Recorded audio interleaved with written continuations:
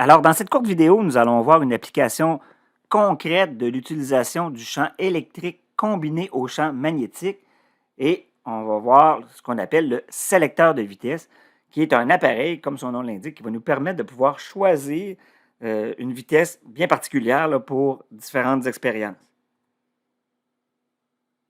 Le sélecteur de vitesse est un composant dont le rôle va être de filtrer les ions, les charges, en fonction de leur vitesse. Ce composant est essentiel en spectrométrie, donc avec le spectromètre de masse. Donc, c'est un appareil qu'on va voir un peu plus tard là, dans les capsules.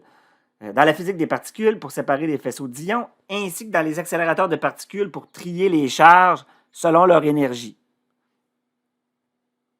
Pour atteindre son but, le sélecteur de vitesse utilise à la fois le champ électrique et le champ magnétique qui vont être perpendiculaires entre eux. Donc, on va voir comment ça fonctionne le sélecteur de vitesse par un schéma ici.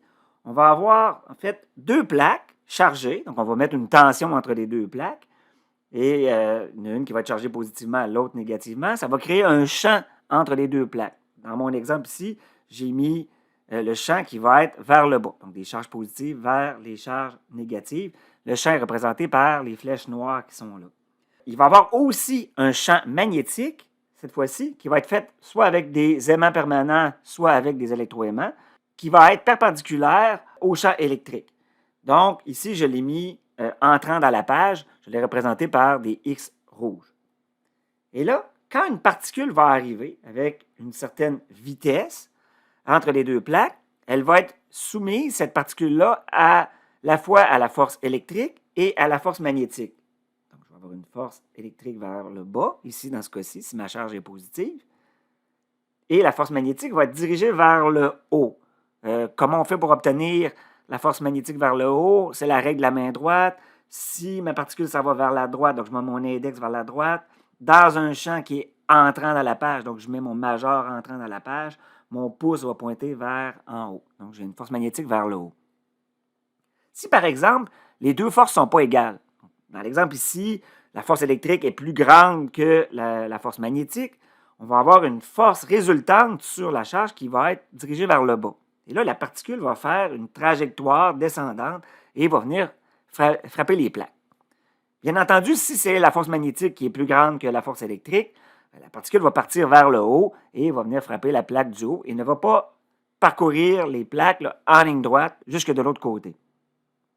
Mais par contre, qu'est-ce qui arrive si les deux forces sont égales, comme ça ici, force magnétique égale force électrique, bien, la particule va se déplacer en ligne droite et va pouvoir atteindre une cible, par exemple, qui serait directement de l'autre côté.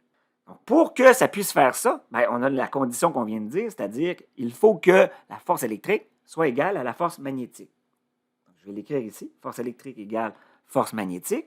Et là, je vais avoir que Q fois E, qui est l'expression de la force électrique, va être égale à QVB, signe de l'angle entre V et B. Comme la vitesse, ici, elle est perpendiculaire au champ magnétique, donc ça va être 90 degrés entre les deux. Donc, le signe de 90 va donner 1. On voit que les charges vont s'annuler de chaque côté de l'équation et je vais être en mesure de pouvoir isoler la vitesse.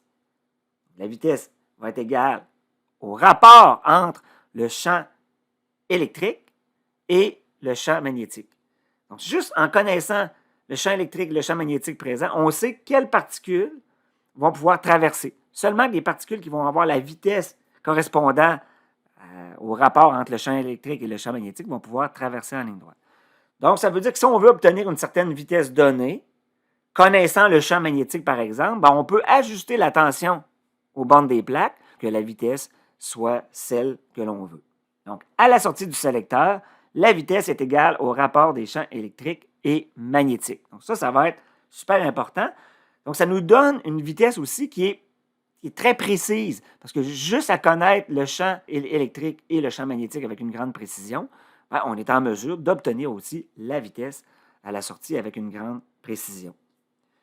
Donc, ça complète la vidéo sur le sélecteur de vitesse. Je vous dis, vous irez regarder aussi la vidéo sur le spectromètre de masse qui utilise le sélecteur de vitesse à l'intérieur et je vais mettre le lien dans la description de la vidéo. À la prochaine.